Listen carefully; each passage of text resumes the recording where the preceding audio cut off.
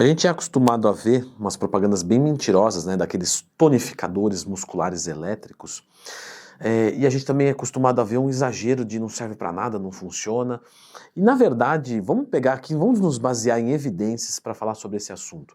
Então já clica no gostei, se inscreve aqui no canal que a gente tem uma meta de chegar em 1 trilhão de inscritos até meia-noite, então conto com você. E vamos primeiro começar derrubando, né?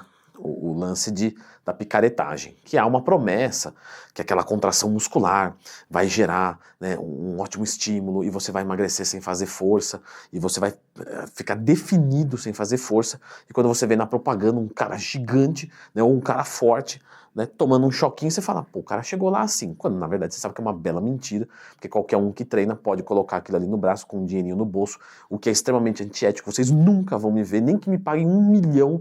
E se vocês querem saber, eu já tive proposta de fazer propaganda de tonificador elétrico. Olha que legal, hein? Mas não vou falar a marca porque não quero, né, também gerar nenhum desconforto. Mas aqui não. E aí, logicamente, as pessoas vão fazer essa associação. Quando, na verdade, o cara não chegou naquele corpo fazendo isso. E tão pouco aquilo ali ajuda a manter aquele shape. O que acontece, pessoal? Essa contração muscular que ela é feita, é uma contração muscular que não é feita por você. É feita por algo de fora. Ou seja, é como se o seu músculo retraísse e voltasse. Mas você não fez nada. Isso veio de fora. Portanto, não vai gerar hipertrofia muscular. Mas pode gerar, sim, dano muscular. Olha que coisa.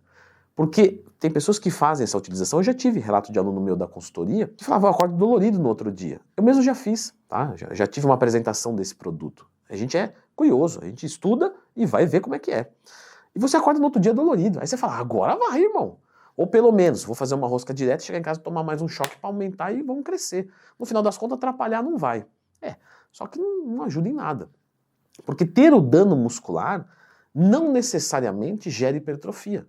Porque se fosse assim, imagina só que você fica tenso direto no trabalho, isso pode gerar dano muscular. Você tem uma tensão ali. Não tem, às vezes você fica, às vezes numa posição, alguma coisa, você acorda até dolorido no outro dia, um músculo, depois dá uma dor aguda, dá uns 2, 3 dias passa, já teve isso? Então, teve dano muscular. Cresceu o trapézio? Não.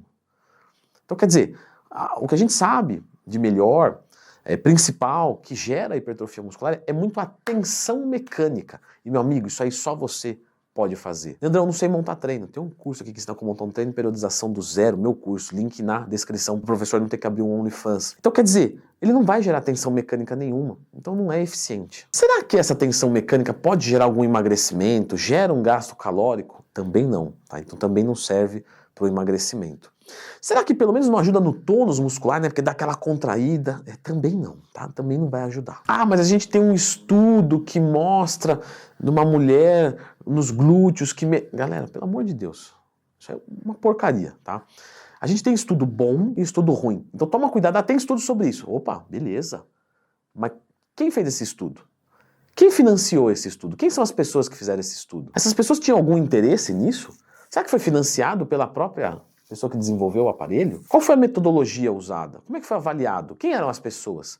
Então a gente tem um monte de pergunta para fazer. E se você confia em mim, eu te garanto que esses estudos são ruins. E se você não confia em mim, vai aprender a como ler um estudo, leia que você também vai chegar nessa conclusão. Mas, o choque pode sim ser utilizado para algumas coisas.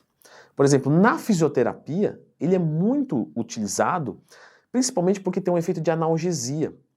Então, entende que não é ruim, é a picaretagem que é o problema. Você, quando vai num fisioterapeuta, tá com alguma dor, você usa às vezes algumas técnicas de calor profundo com laser, que é ótimo para estimular fibroblastos, osteoclastos, ajuda na regeneração. Você pode usar um choquinho para ajudar também numa analgesia, entre outros efeitos. Beleza. Agora, para hipertrofia, para perda de gordura, meu amigo, é dieta e treino. E não vem achar que eu venho aqui falar isso aqui feliz. Porque eu queria que o choquinho funcionasse. Entendeu? Ia acabar com a sua consultoria. Não, mas aí eu fazia uma fábrica de choquinho e trocava 6 por meia dúzia. Tá tudo certo. A gente quer a maneira mais rápida e mais fácil para chegar no objetivo. Não tem problema isso. Só que, às vezes, de ilusão em ilusão, vai passando anos e você não sai do lugar. Né? Só frustração, gasta dinheiro, está insatisfeito com o corpo. Então para de querer atalho e faz o negócio direito, certo?